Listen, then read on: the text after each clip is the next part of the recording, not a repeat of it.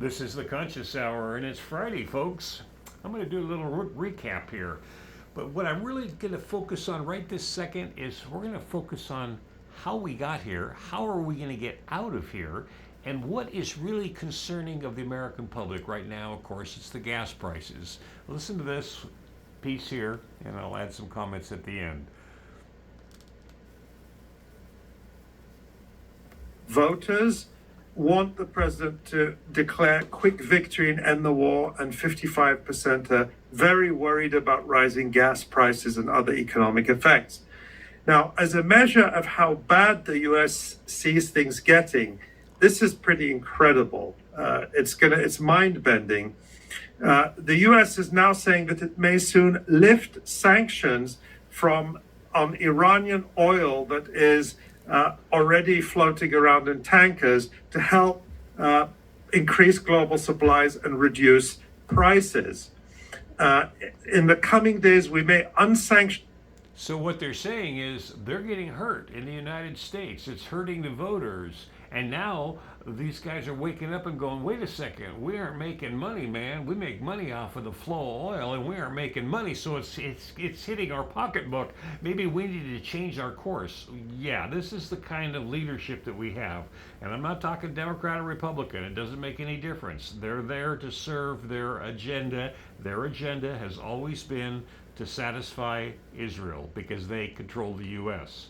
The Iranian oil that's on the water, it's about 140 million barrels, U.S. Treasury Secretary Scott Bessent told Fox Business News Network. That was also today, March 19th. So consider the irony that for decades the U.S. has sanctioned Iran in order to collapse its economy. And now, while the United States is at war with Iran, it has to unsanction Iranian oil to help the U.S. rescue itself from this disaster that it created, because the U.S. now has an interest in ensuring that as much Iranian oil as possible gets onto global markets. Also, U.S. Secretary of War Pete Hegseth says that the Pentagon is going to Congress to ask for an extra $200 billion to fight a war Congress has not even declared. And you can only imagine how much that will intensify political battles and opposition within the United States. Meanwhile, Iran is signaling that it will not tolerate further attacks on its energy infrastructure, and it is doing that not just with statements, as we saw already with the attacks on energy infrastructure across the region, but they are signaling very strongly what their red lines are. And so today, the Islamic Revolutionary Guard Corps spokesperson Ibrahim Zulfikari said, "We warn the enemy that you made a major mistake by attacking the energy infrastructure of Iran.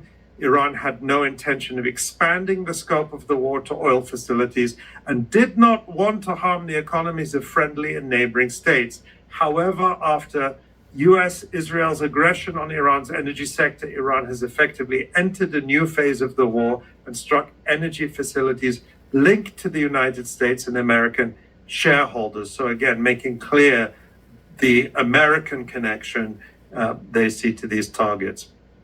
Zulfikari says, "If terrorism against Iran is repeated again, the next attacks on your energy infrastructure and that of your allies will not stop until their complete destruction." So you can see absolutely parallel threats here, from Trump threatening complete destruction and Iran responding and saying, if you attack us, it will be complete destruction. And we know that the threat, Iran has proved that this is a very credible threat. Today, Iranian Foreign Minister Abbas Araghchi stated, and I think this is an important statement, he says, "Our response to Israel's attack on our infrastructure employed a fraction of our firepower. The only reason for restraint was respect for requested de-escalation. Zero restraint if our infrastructures are struck again. Any end to this war must address damage to our civilian sites." So you can see the reading between the lines of Trump's statement and that of the Iranian Foreign Minister Abbas Araghchi, we can see that they actually have some common ground here. Both are willing to lay the blame on Israel and absolve the US of the attack on Iran's gas field. That may be for convenience, but that's fine. Both are willing to draw a line on any further attacks on energy infrastructure because the cost is so high to both sides. But as I said, Iran has made its threat to carry out total destruction if it is attacked again very credible. I believe. So we'll stop it right there. And what they're actually doing right now is they're escalating. The U.S. is still escalating. And Iran has said no. And as you're seeing maybe on the news, if you're watching the Conscious Hour, you'll see what's happening. They're destroying now the oil refineries, the airfields, everything, because they understand who the enemy is, and they're trying to teach the West a lesson. We should be living as neighbors. We shouldn't be living as robber barons where we come in and steal their resources. Now, Trump has moved in more troops to do a land invasion. And this part is insane because they have millions of people. I've heard the numbers up to 5 million, 10 million, whatever, ready to fight to save their country. We're attacking Iran. Trump has assassinated people when he was president before. The one general assassinated him, blew him up. We've blown up people, they're intelligence people. So Iran has come back and said, hey, look it, maybe you'll learn if we hit you in your pocketbook. But as right now, we're still escalating, and Iran is escalating even more. And so they have an opportunity to get out of this, but the question is, how many of those Beltway bandits want this war to continue, and will Trump pull the plug on it? Now, I'm going to switch a screen here because I want to show you something of a man that actually is Iranian, and he actually has a heart and soul, which a lot of people don't want to think about. And this man here has the solution. He is willing to negotiate.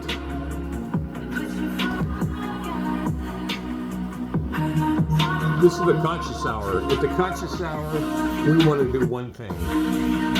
Bring the world together. Let's create heaven on earth. Let's create open trade. Let's get rid of this machismoism of the West that we think we know what's best. This is the Conscious Hour, folks. Don't you think it's time we all wake up? Don't you think it's time that we speak out and shut our government down? They aren't representing us. They're building ICE detention centers in the United States. They're going to build more and more and more. Who are these people? Who are these people? Speak out, people. This is the Conscious Hour. Thanks for tuning in. Hit the like and share button.